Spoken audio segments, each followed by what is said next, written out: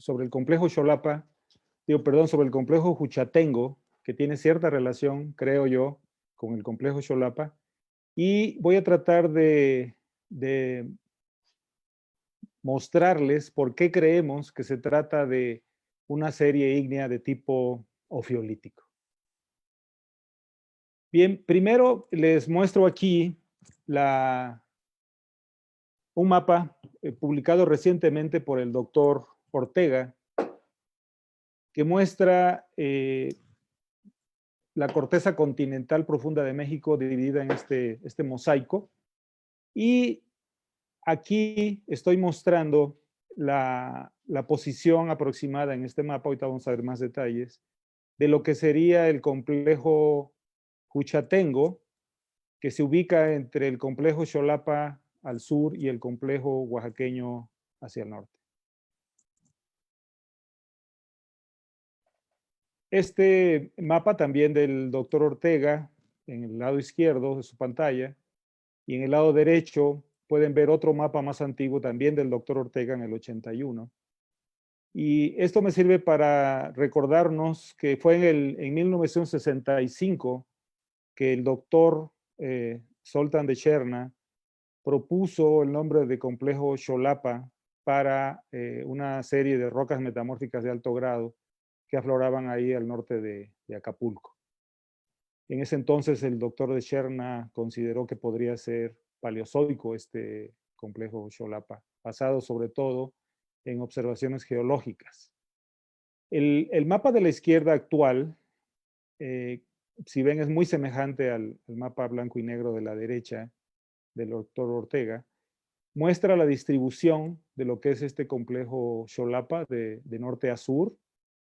Y en el mapa colores pueden ver en la posición entre el complejo oaxaqueño y el complejo Xolapa una zona de color rosado que representa precisamente el complejo que ahora nos ocupa y que vamos a tratar de describirles. Bien. Este otro mapa es un poco más claro y aquí podemos ver y hablar también de no únicamente del complejo oaxaqueño, Xolapa, y en este caso también el Mixteco, que está localizado hacia el noreste de Juchatengo, pero estaremos hablando todo el tiempo sobre el área cercana a Juchatengo. No obstante, creemos que a nivel regional el poder entender la geología del complejo Juchatengo puede ayudar a muchos de los que hacen geología aquí, entre ellos mineros como ustedes, y los de la academia, colegas de la academia, que interpretan desde el punto de vista tectónico a estas rocas. Entonces, podemos ver el complejo oaxaqueño desde el punto de vista de terrenos estratotectónicos que fueron publicados también por Campa y Cone, que se le ha llamado el terreno Oaxaca o Oaxaquia, el terreno Mixteco y el terreno Xolapa, ¿no? Y en el sentido estricto de la litología, hablaremos entonces del complejo Juchatengo. Este es el mapa geológico de este complejo, en realidad aflora, o en el área que yo trabajé, tiene una extensión pues, aproximada de 8 por 20 kilómetros. Aquí es un área un poco más pequeña la que les estoy mostrando. Y quisiera indicarles, lo que tenemos en el centro básicamente es el complejo Juchatengo, pero pueden ver abajo hacia el sur el complejo Xolapa, una zona azul que marca un cinturón milonítico, que vamos a hablar posteriormente un poco más de él.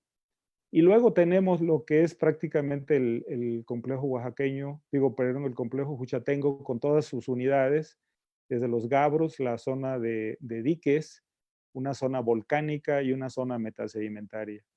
Más hacia el norte, hacia el noreste o al este, está el complejo oaxaqueño que todo el mundo conocemos, tiene una edad aproximada de 1,000 millones de años y está ligando al complejo oaxaqueño o está amalgamando al complejo oaxaqueño con el complejo Juchatengo un tronco o un batolito más bien, porque es de extensiones batolíticas, de cuarzo diorita, que se llama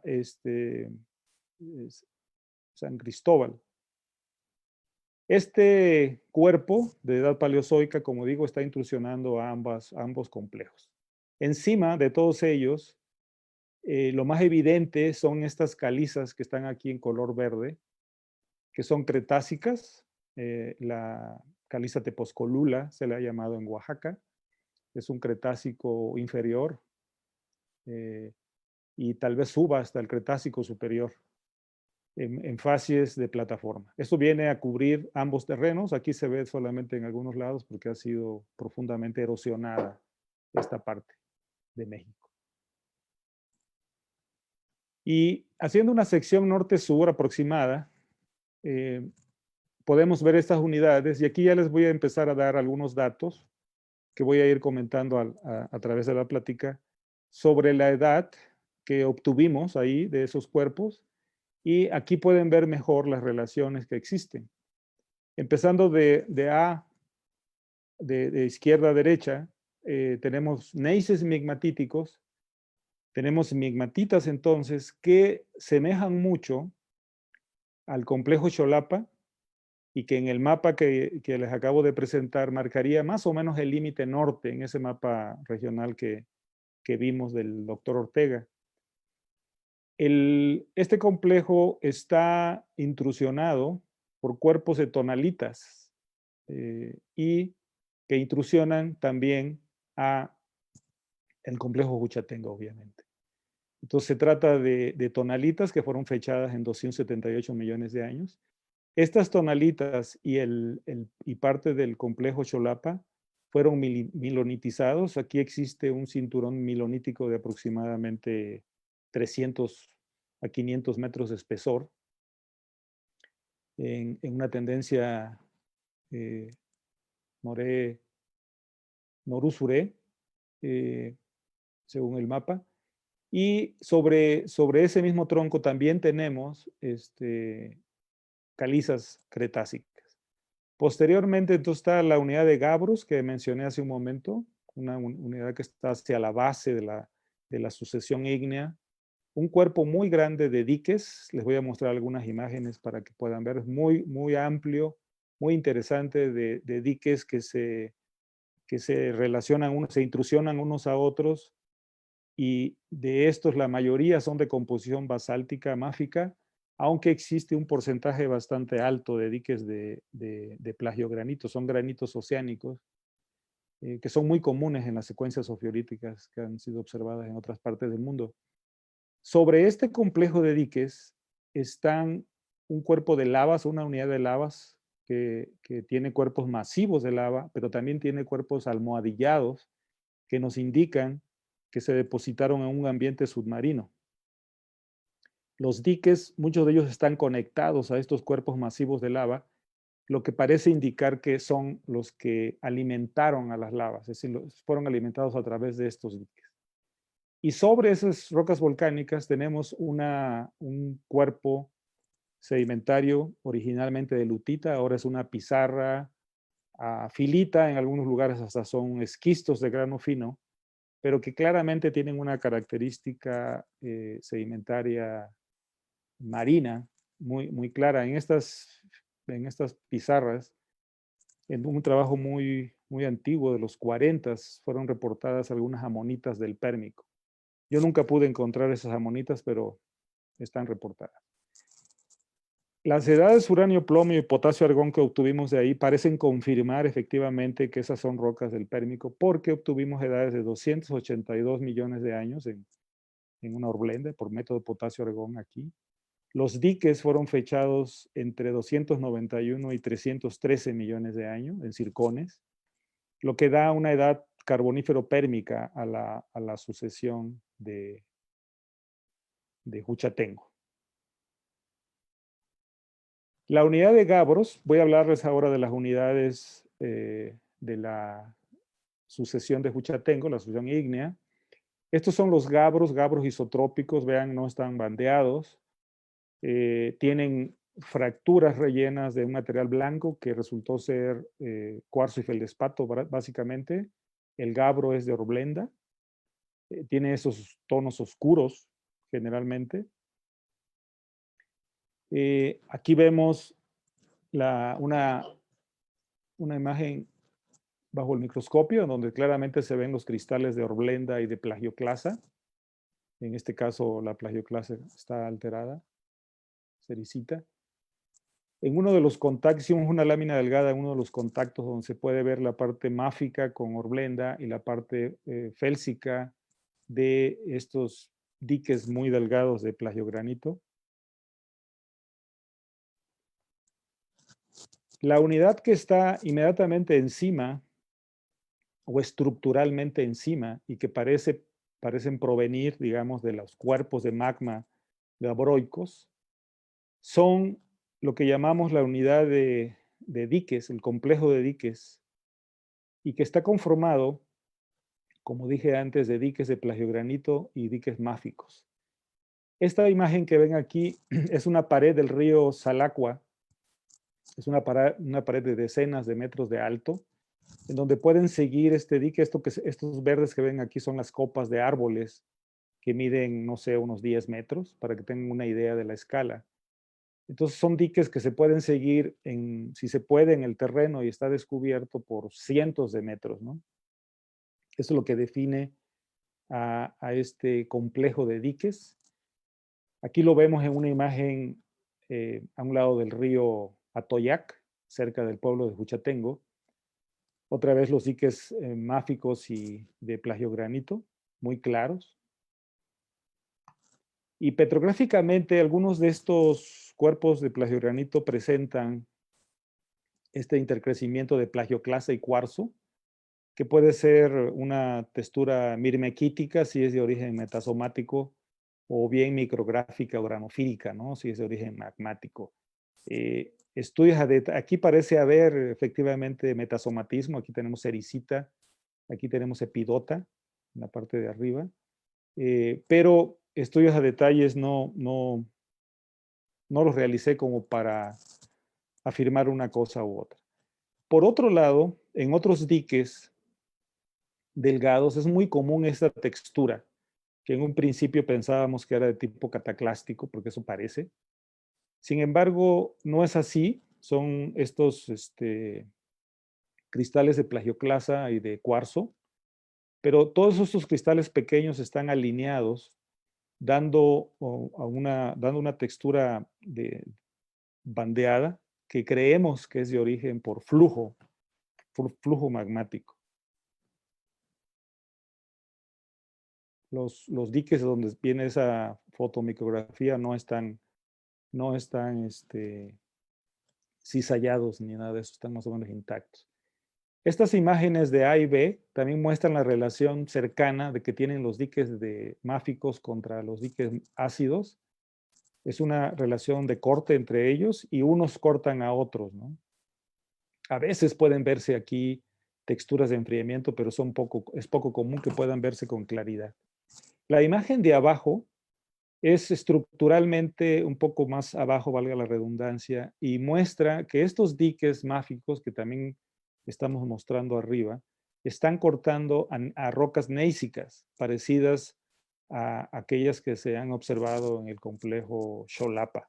Esto está justo en el contacto entre una unidad y otra, entre el Xolapa y Juchatengo. Las líneas blancas lo único que muestran a la izquierda es el dique, se confunde por el color, pero pueden notar en la imagen de la derecha donde está parado aquí el señor que me ayudó en el campo, que tiene una estructura neísica perpendicular a la intrusión, a la dirección que tiene el dique. La unidad de volcánicos, que aquí muestro dos imágenes, como les decía, está conformada, en el caso de la izquierda, también por lavas de tipo almohadillado, pilolavas, aunque también hay lavas sin esta estructura, masivas.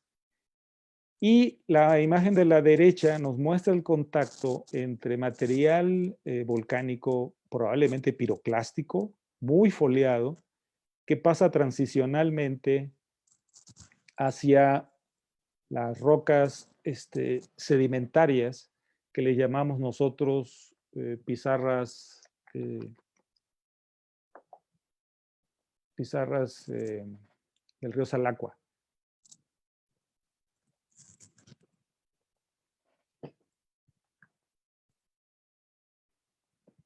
Esta es otra imagen de ese lugar y pueden ver aquí unas zonas grises que corresponden más bien a rocas sedimentarias, lutáceas, y la roca verde con mucha epidota y clorita que corresponde a las rocas volcánicas. Estas imágenes muestran de manera más clara, sobre todo la de la izquierda, ustedes pueden ver una estructura laminar muy obvia, está ligeramente foliada, pero todavía se pueden, al golpearse, se pueden sacar capitas, digamos, de las lutitas originales, aunque todo esto es ahora son pizarras. Y por otro lado, en el lado de la derecha, en B, podemos ver, el afloramiento está a 100 metros uno de otro, más o menos.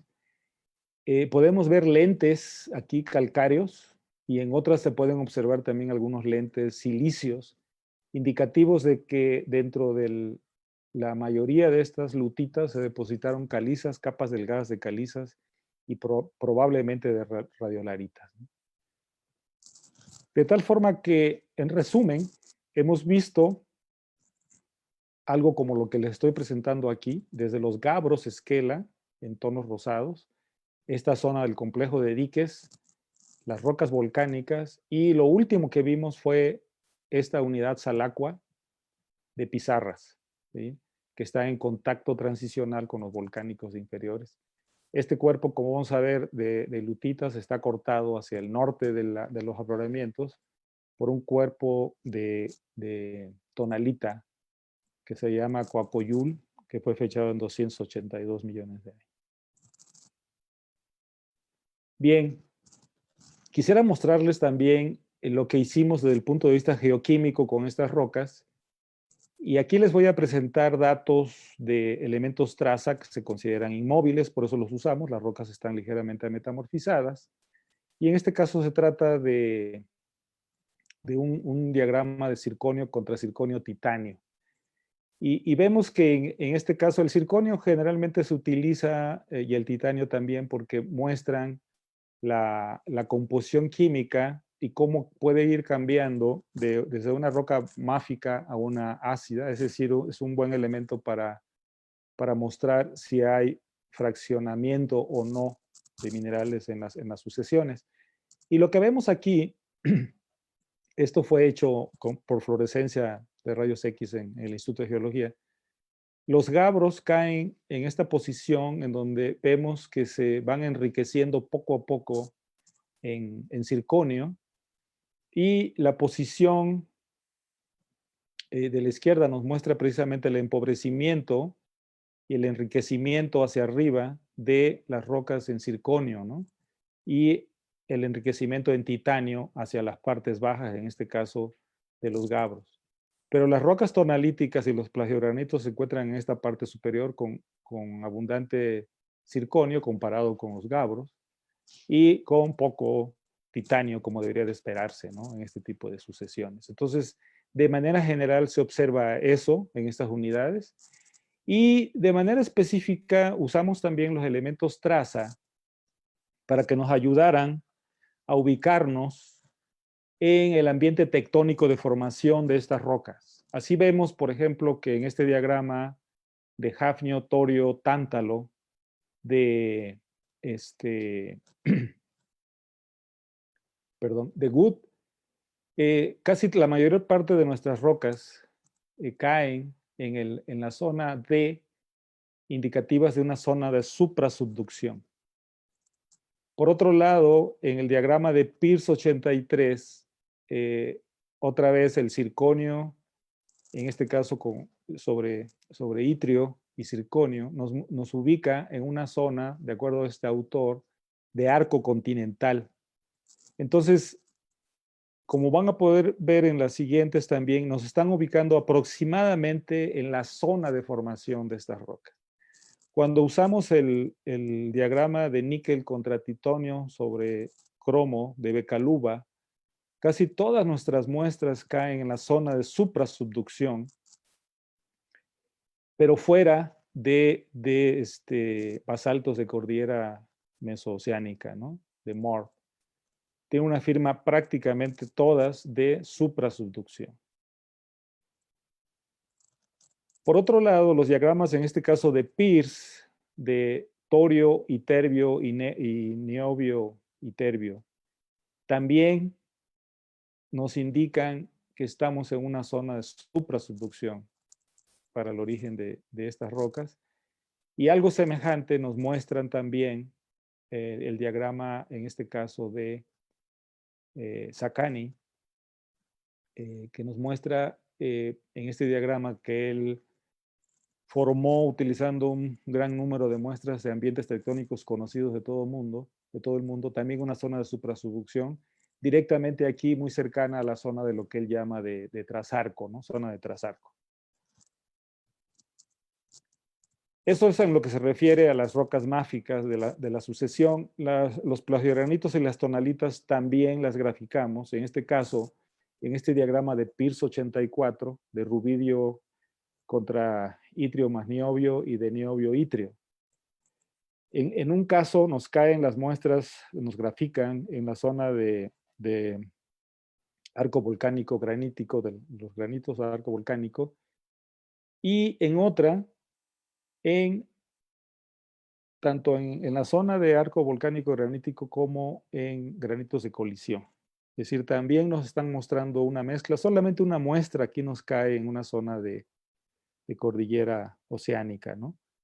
Pero la mayoría nos están mostrando esa zona de suprasubducción que he venido platicando. Por otro lado, también se hicieron algunos análisis de hafnio en los circones que se usaron para fechar a estas rocas. Y nuestras muestras que grafican en esta parte de aquí, la mayoría de ellas tienen una firma de epsilon hafnio positivas, ¿sí? Aunque algunas pueden caer ligeramente en la parte más negativas. Esto nos está indicando que el origen de nuestras rocas cae más hacia la parte superior del manto, es decir, tiene un origen en el manto superior. De ahí los valores positivos de estos valores de épsilon.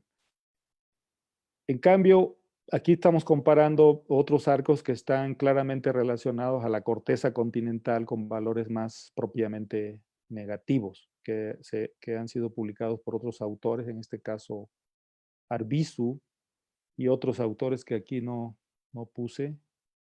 Arbizu trabajó en el área de Sonora. Entonces, este sería un modelo muy especulativo de cómo pensamos que se originaron estas magmas. Aquí vemos la zona de la litosfera, la zona de subducción. La zona de suprasubducción que nos da origen estaría más o menos aquí, en esta posición, en donde podemos tener claramente formación de magma del manto superior, pero que podemos tener alguna contaminación de la litosfera, ¿no? Entonces, por un lado, a veces nos salen firmas geoquímicas que indican su origen en el manto, pero en otras gráficas, y por eso es bueno usar diferentes tipos de gráficas, nos indican que sí hay cierta contaminación, como también lo vemos, como mostraba yo aquí, en los isótopos de hafnio, en el óxido de hafnio.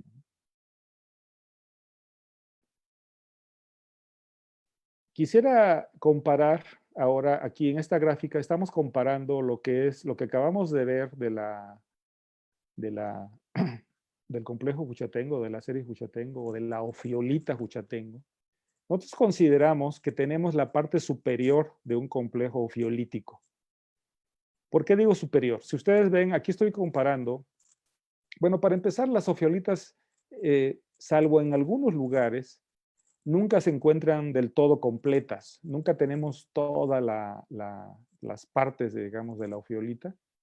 En este caso, en la imagen de la derecha, Dilek y Furness, en su trabajo del 2014, hacen una composición de las unidades que debían tener un complejo ofiolítico, tomando en consideración diferentes localidades, tanto de la ofiolita mirdita en Albania, otra de Noruega, la Solung Statfjord, y la Kormoy también de Noruega. Ah, no, perdón, y también la Leka o Lika. ¿Sí? Entonces, tomando fragmentos de todas estas, formaron esta columna de la derecha. Y como pueden ver, en Juchatengo tenemos prácticamente desde esta posición del gabro isotrópico, el complejo de diques, las volcánicos con pilolavas y los sedimentos. Y lo que no tenemos por ningún lado, al menos yo no las vi, no las encontré, son los gabros estratificados, las rocas ultramáficas, de manera general se puede decir, dunitas, jarburgitas, no las tenemos en Juchatengo. Eso nos da oportunidad para buscar por ahí, porque como ustedes saben, estas rocas ultrabásicas pueden tener implicaciones económicas en minería. Bien, entonces platicamos ahora un poco sobre las relaciones geológicas de campo del Juchatengo para ver cuál es la relación que hemos venido hablando con el complejo Xolapa. De alguna manera hemos concluido que se trata de una secuencia ofiolítica de la parte superior, cuando menos está bastante completa. Este mapa muestra un detalle del contacto entre lo que es el complejo Xolapa, este cinturón de milonitas, el intrusivo que está ahí, una tonalita, una leucotonalita, los gabros que afloran ahí y el complejo de diques. Entonces, aquí algo interesante es que estas milonitas que se formaron por un evento tectónico de cizalla posterior a los 78 millones de años, está cizallando tanto a la tonalita, en parte, una parte, como al complejo Xolapa. Esto significa que cuando ocurre esta cizalla, bueno, al menos esa es mi interpretación, la intrusión de la tonalita en el complejo Xolapa ya había ocurrido. Es decir, esto significaría que esta roca, si es Xolapa, tendría que ser pre-278 millones de años, más vieja que 278 millones de años. Sin embargo, existe la posibilidad de que no se trate del complejo Xolapa, sino se trate de otro complejo muy semejante, porque resulta que los trabajos que han hecho mis colegas en posiciones hacia la costa indican más bien edades del terciario y cuando más viejas del Mesozoico, para lo que se conoce como complejo Xolapa. No sé si alguno de ustedes recuerde, pero algunas rocas fueron fechadas por uranio plomo, en las primeras edades de uranio plomo que se tenían para las rocas de Xolapa cerca de Acapulco, y dieron edades jurásicas. Entonces llegó a pensar que, pues, que podría ser jurásico, desde ahí se empezó a especular un poco sobre cuál sería la edad. Pero trabajos muy bien hechos de colegas, tanto de la UNAM como de otros centros de investigación en otras partes, muestran claramente eventos, o sea, circones del terciario y del mesozoico. Entonces, los datos que estoy presentando yo están en discordancia con eso que se ha publicado previamente. Completamente en discordancia. Bueno, repito esta imagen, está un poco más detallada aquí. En la roca neisica, estos digamos para ver algunas relaciones, fotografías, se ve aquí claramente la estructura neisica cortada por este dique máfico. Esta es una imagen exclusiva, está como a 2 o 3 metros de la imagen anterior.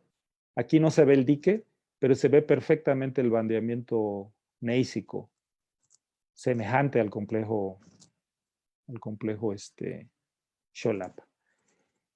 Y sobre el camino, sobre la carretera que conduce a Juquila, los que han ido por ahí a ver a la Virgen de Juquila, pueden observar también estas rocas sobre la carretera. Aquí lo que vemos son, por un lado, las migmatitas neísicas plegadas y salladas del complejo Xolapa, y en la imagen de la derecha, esto que está en colores claros es el cuerpo tonalítico que nos dio 278 millones de años, intrusionando claramente a neises, que, de acuerdo a los mapas originales, corresponderían al complejo Xolapa, ¿no? Este es un detalle de esa imagen para dejar claro cómo es la relación de corte entre el granito o entre la tonalita y esos gneiss. Bien, después de esto, quiero mostrarles de trabajos previos. Es un trabajo de Torres Vargas del 99 y junto con algunos investigadores de la Universidad de Arizona, y yo soy coautor también de ese trabajo. Aquí Torres propone estos cuerpos que se ven aquí en rojo, son granitos de edad pérmica y triásica. La mayoría de ellos son edades potasio-argón, por lo cual existe un problema ahí de las edades son más jóvenes de lo que salen, salvo las edades que son en horblenda, que son un poco más cercanas a los valores de cada uranio-plomo. Pero aún así, a pesar de eso, porque muchos de estos ya fueron fechados por uranio-plomo y efectivamente son ligeramente más antiguos, no dejan de ser del Paleozoico superior. Entonces, para ese entonces, en el 99 ya Torres Vargas y colaboradores proponían una zona de subducción en el Pacífico para dar origen a este arco del Permotriásico. Y actualmente tenemos esta interpretación tectónica que voy a poner antes de colocar la mía. Yo digo que son parecidas, pero bueno, veámosla. Elías Herrera, en el 2002, con Ortega Gutiérrez, proponían un modelo en este caso para Juchatengo. Ya habíamos publicado un trabajo en el 99. En el extremo izquierdo pueden ver aquí, para el Mississípico tardío, pensilvánico, la posición de lo que podría ser lo que ellos llaman la cuenca de Juchatengo, que vendría a dar lugar a estas rocas de Juchatengo, las rocas máficas. Y está por aquí el complejo Acatlán, Oaxaca, el bloque Ortiz y esta zona de subducción en esta posición. Para el pérmico temprano, tienen una posición semejante, en este caso del complejo Juchatengo. Al sur estaría el bloque Ortiz y al norte Oaxaca y Acatlán, ¿no? Son bloques que estarían en esa posición y que estaría cerrándose en el Paleozoico tardío durante esta convergencia oblicua y eventual colisión de los bloques Acatlán y Chortis contra la margen continental de Oaxaca, ¿no? Conformada sobre todo por el complejo oaxaqueño. Ese es el modelo que proponen Ortega, Gutiérrez en el 2002 y que también menciona Ortega en el 2018.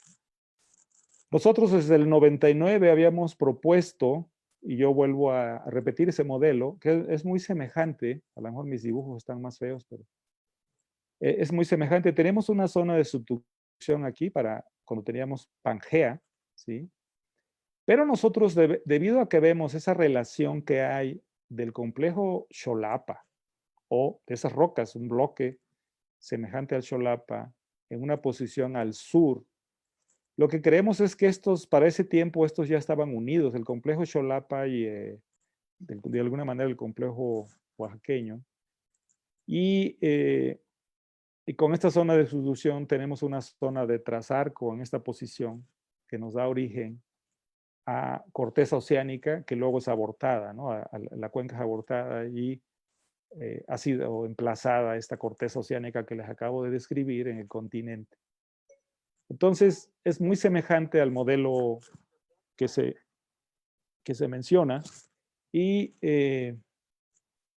ustedes pueden juzgar sobre qué modelo, digo yo en mi caso no tengo ningún inconveniente, a mí me gusta mucho el modelo de Elías Herrera y Ortega Gutiérrez, ¿no?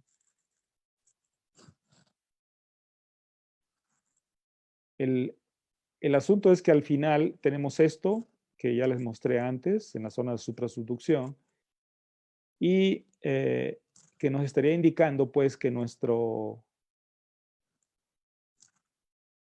que nuestro complejo Huchatengo es paleozoico superior, se formó en una cuenca de trasarco, muy probablemente relacionado a este arco que se ha hablado del Permo-Triásico, no únicamente por Torres, sino también por otros autores, y que se debe a una subducción paleopacífica para ese tiempo, ligada a lo que era Pangea, ¿no? El continente de Pangea, cuando teníamos todos los bloques continentales juntos.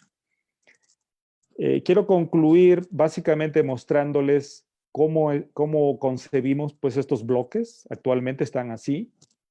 Y la descripción, esto que tenemos aquí en azul es nuestro complejo Huchatengo, que está unido a Xolapa y que está unido por otro lado o amalgamado, como se dice en el ambiente tectónico, al complejo oaxaqueño por estos intrusivos que son paleozoicos. Este es un poco más viejo, el de San Cristóbal, Honduras, 290, 280, 290, y estos otros de 278 y 280, por el más menos, ¿verdad? Que están aquí. Aquí este intrusivo que vemos aquí es de Duchea, trabajo antiguo. Aquí olvidé poner la referencia, pero este intrusivo de Duchea también es del orden de los 276 millones de años. Es decir, que no únicamente nosotros hemos encontrado edades paleozoicas en rocas que parecen Xolapa, sino también otros autores, ¿no?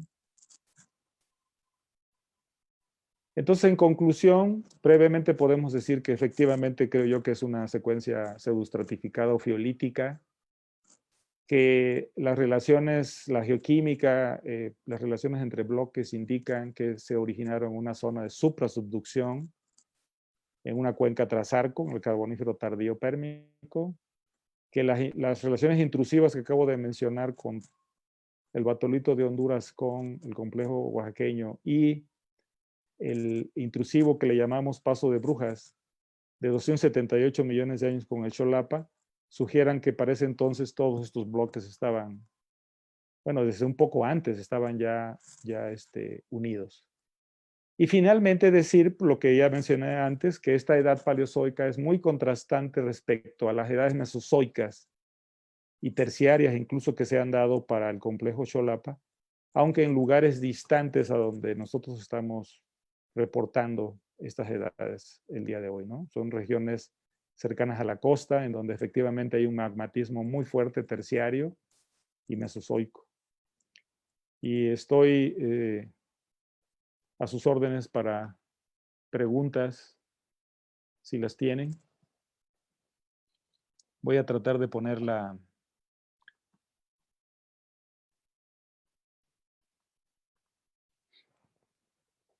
a disposición de Andrés.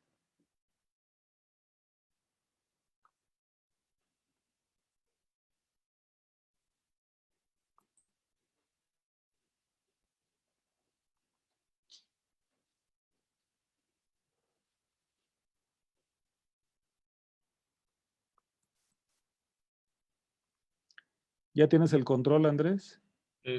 Ya puedo hablar, pero sigo. Me tienes que dar ser anfitrión. Me permitiste hablar. Ok. Sí. Sí. Ya, ahora sí. Bueno, pues muchas gracias, doctor. Vamos a abrir ya el chat y también vamos a habilitar para quien vamos a dar. Primero ya tengo unas preguntas en el Face, que son las primeras que anotan porque son los que empezaron a anotar. El chat ya está habilitado para que empiecen a hacer sus preguntas, ¿eh? Esta la hace el doctor Juan Alonso Ramírez Fernández de la Universidad Autónoma de Nuevo León y dice, ¿hay alguna posibilidad que alguno de los cuerpos tonalíticos efectivamente sean de tipo ORG?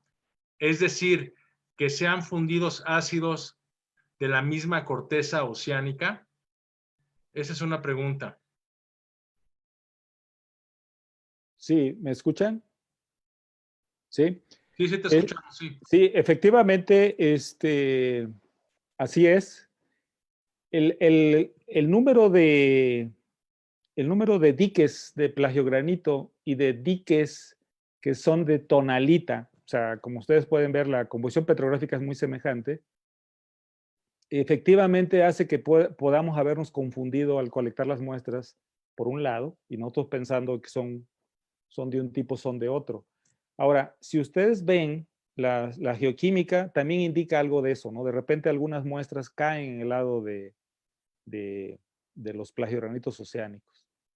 Lo que es importante aquí es que de todas formas todo eso nos indica una zona de subducción, pero en la parte de trasarco y con componentes de la zona esta de suprasubducción, en la parte alta, ¿no? De la zona de subducción. Pero sí, sí, efectivamente, algunos pueden ser, bueno, de hecho tenemos, ¿cómo se llama? Granitos que son típicamente plagiogranitos con bajo contenido de potasio, muy bajo contenido de potasio, y estas estructuras semejantes, granofíricas que les mostré, que han sido observadas en otras partes del mundo, ¿no? Muy bien. Esta es otra pregunta que hacen por escrito en el chat de Zoom. Te la voy a leer. Es de Roberto Ortega. ¿Cuánto hay escrito sobre zona de subducción a lo largo de la historia geológica? Regresan varias veces a ser zonas de subducción. En otras eran geológicas. ¿Es coincidencia que se repita nuevamente? No sé si entendí bien la pregunta. Sí, conforme, si entendí bien, efectivamente desde la historia digamos, del origen de la Tierra, podemos tener múltiples zonas de subducción en una dirección u otra. Está publicado, hay muchos libros que hablan sobre eso. No sé si por ahí iba la pregunta. La respuesta sería sí, efectivamente una zona que antes fue de colisión, posteriormente puede ser de subducción o de rift, ¿no? Sí, me contestó Roberto Ortega en el chat que dice que sí, sí era la pregunta. Sí. Ok. Tengo otra, este es de Face, también es continuación, es el mismo doctor Juan Alonso Ramírez Hernández. Estamos de acuerdo con que el arco paleozoico efectivamente inició en el Carbonífero, o sea, coincide con tu apreciación, ¿no? Muchas gracias. Muchas gracias. Sí. Creo que ya no hay preguntas. ¿Alguien ya tiene los micrófonos habilitados para abrirlos? Si alguien quiere hacer una pregunta con su micrófono, con todo gusto, ya pueden abrir el micrófono de su computadora para hacerla.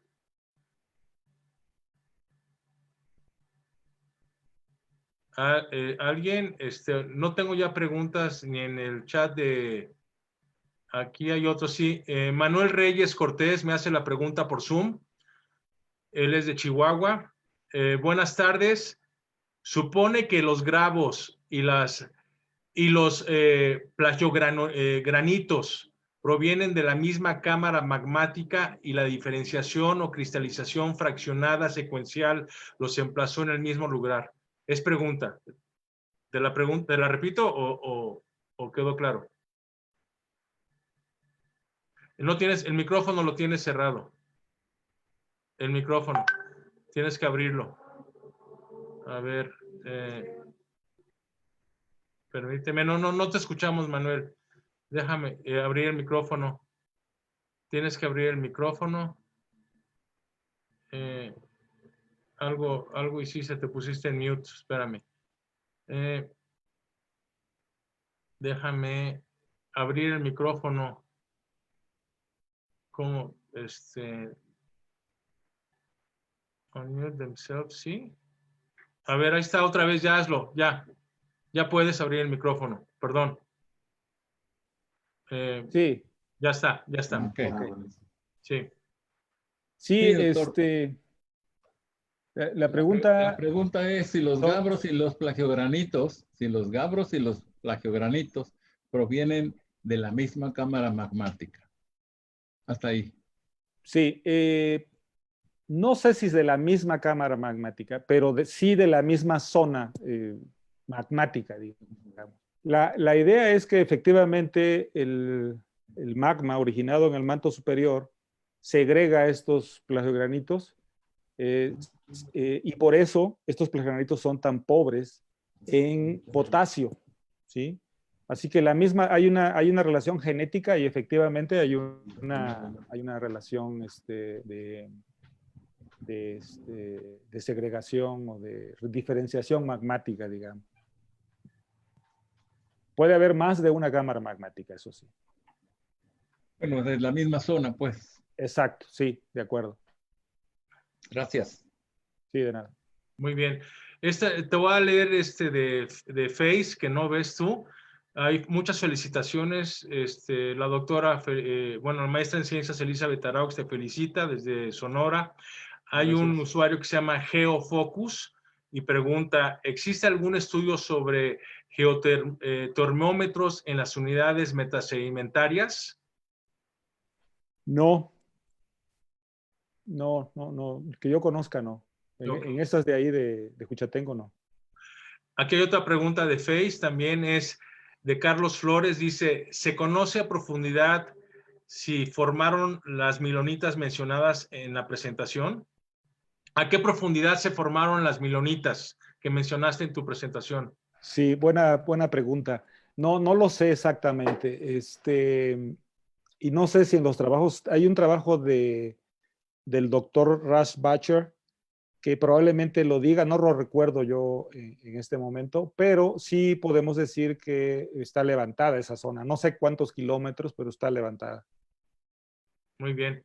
Gracias. En Face te mandan alumnos tuyos, Bernardo Martiñón, desde Oaxaca, dice que fuiste maestro de él, te manda muchos saludos. Gracias, También, gracias. Ari Márquez, que es un gusto continuar aprendiendo bajo tus instrucciones. Gracias. En el chat del Zoom, déjame leer, felicidades también, ADMM, no sé quién sea.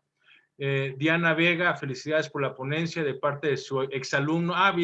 Mira, compañero mío también, Víctor Vega, que fuimos compañeros y alumnos tuyos en el mismo salón. Gracias. Él está en Fresnillo. Bueno, él es el encargado, para que sepas, de la geología y exploración de la mina de Fresnillo, en Fresnillo precisamente.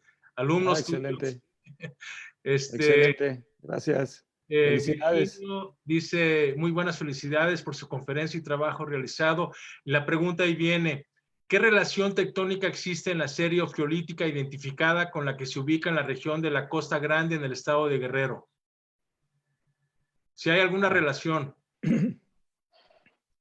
No sé, dependería. Es un buen comentario porque algo que no dije es que originalmente pensamos, y creo que se ha ido comprobando poco a poco, que este fragmento que estamos reportando ahora en Juchatengo pueden estar dispersos otros fragmentos hacia el norte. Hacia el norte de esta área, a unos 20 kilómetros, fue reportado algo muy semejante por Elías Herrera. Y alguien me había comentado que también un poco más al sur, un poco más al norte, perdón, había rocas que se parecen al complejo Huchatengo. Y lo mismo hacia el sur. Es decir, que se trata de pedazos de esta corteza oceánica distribuidos en varias partes.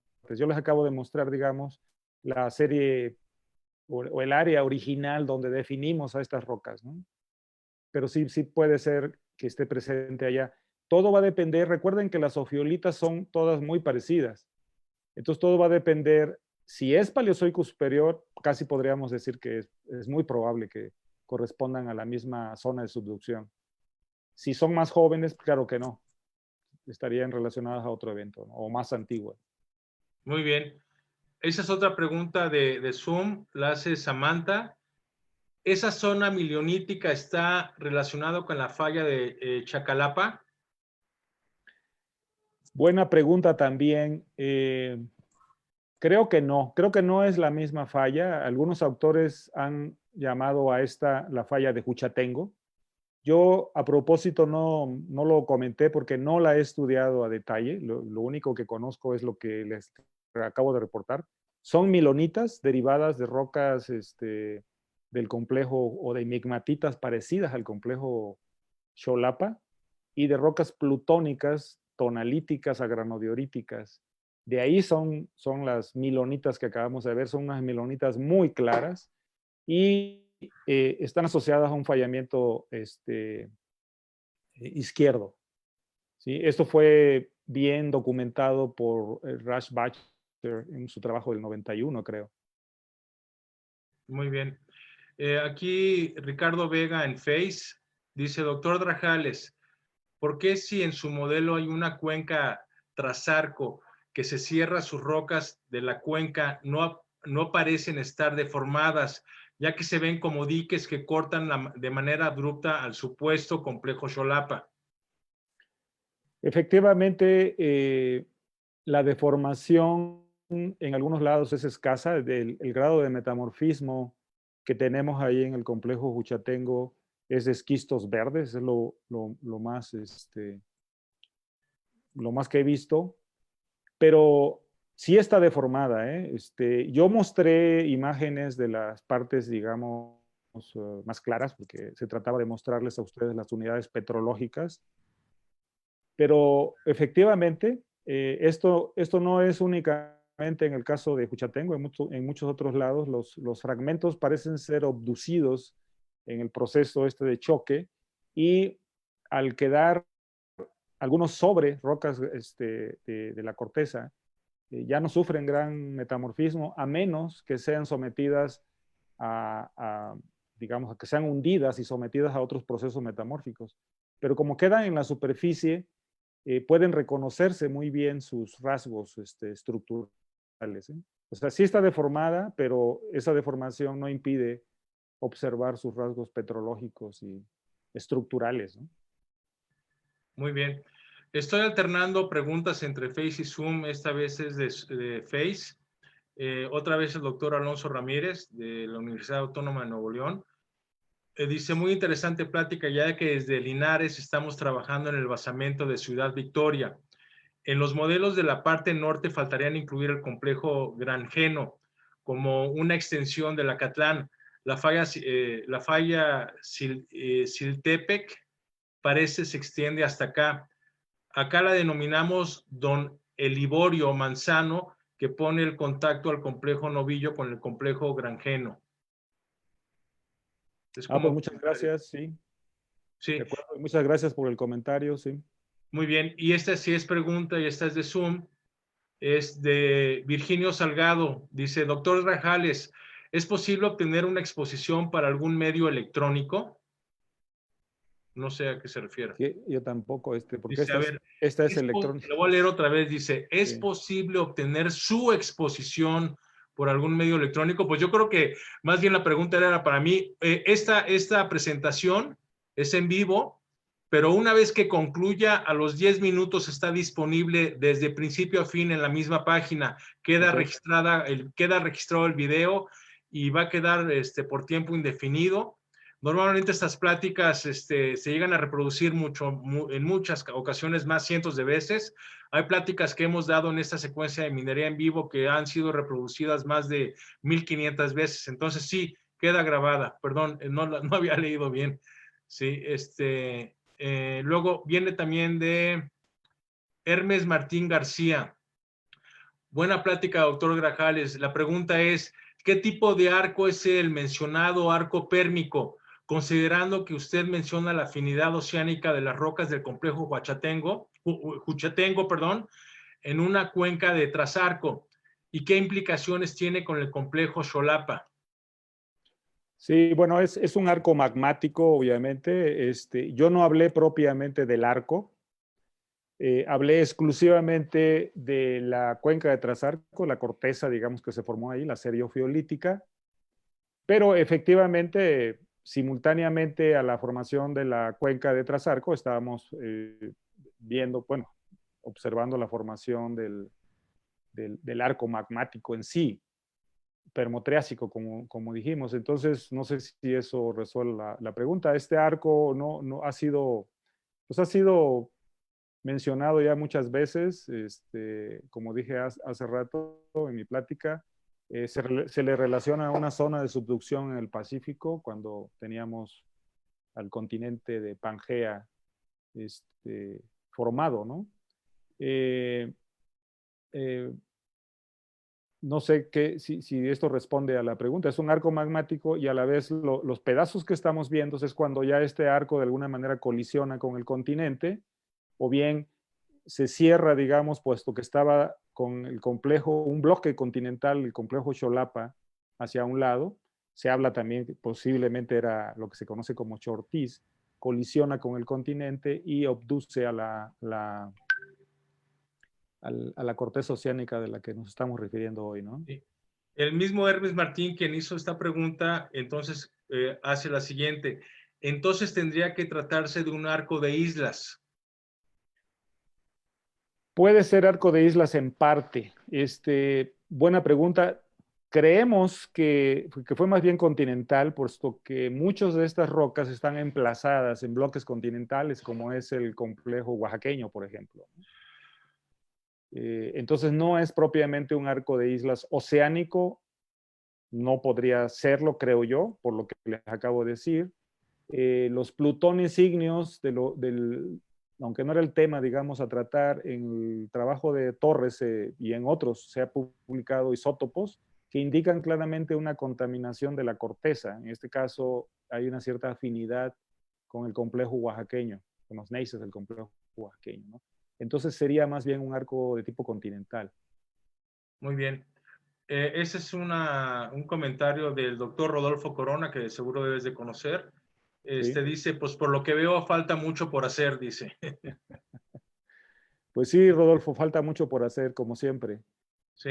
Los primeros trabajos que hicimos ahí fue en el 88, luego se publicó algo en el 99 y ahora en el 2018, ¿no? O sea, sí, efectivamente hace falta más trabajo.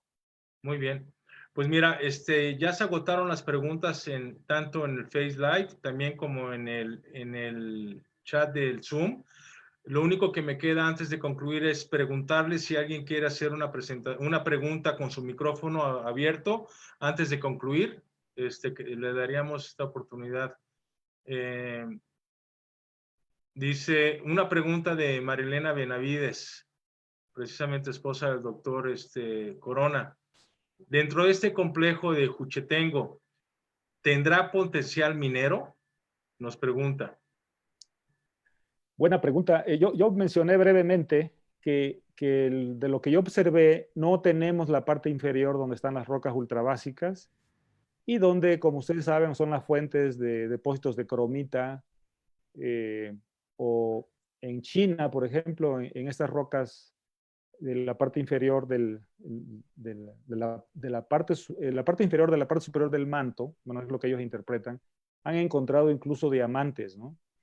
Entonces, ese sería a lo mejor uno de los objetivos exploratorios ahí, buscar esos fragmentos de las rocas ultrabásicas que no están reportadas en Juchitengo y que pudieran estar en otro lado, ¿no? A lo largo del Pacífico. Con un potencial para desplazar a Sudáfrica, ¿no? Bueno, Geofocus, de nuevo, que no sé quién es, ¿cuál es su opinión acerca de la relación de estos complejos con la cuenca de Tlaxiaco? Y excelente presentación.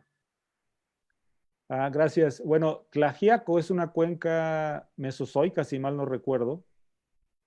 Se formó después de esto, ya sobre corteza continental, digamos. Tlaxiaco está sobre esquisto Zacatlán, tengo entendido. Probablemente también sobre Oaxaca. Bueno, no probablemente, está también sobre Oaxaca y probablemente sobre Xolapa. Es decir, la cuenca de Tlaxiaco corresponde a un evento posterior a la formación de estas rocas, ¿no? Ok. Que ahora describí. Esta es de Zoom, la hace Axel Jiménez. Excelente presentación, doctor Grajales. Apoya mucho a entender la evolución de este sector sur de México. Gracias, dice saludos. Gracias, muchas Y gracias. Bernardo Martiñón, en Face, ¿qué importancia sigue teniendo el complejo en la minería? El complejo Juchatengo. Pues yo creo que es el tema de hoy, sí, porque no lo Sí. especificó, sí. Bueno, lo que acabo de mencionar, ¿no? Es decir, yo no he visto, bueno, puede tener, yo no busqué minerales en mi trabajo, pero puede tener potencial porque tenemos asociados ahí muchos intrusivos graníticos. Es decir, sí hay potencial para encontrar, no sé, yo recuerdo haber observado, claro, en intrusiones de tipo de granitos más jóvenes, es scar en calizas, mecanismo de contacto. Recuerden, ahí cerca está un lugar que se llama Santiago Minas. Tengo entendido que había minas de hierro por ahí y no sé de qué otro metal en las cercanías, ¿no? A Juchatengo. Es decir, el potencial minero, bueno, eso lo deben conocer más ustedes que yo.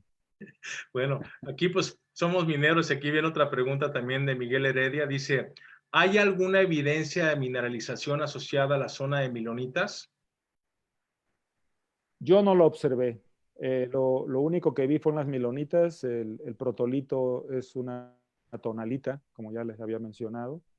Está asociada a un fallamiento izquierdo.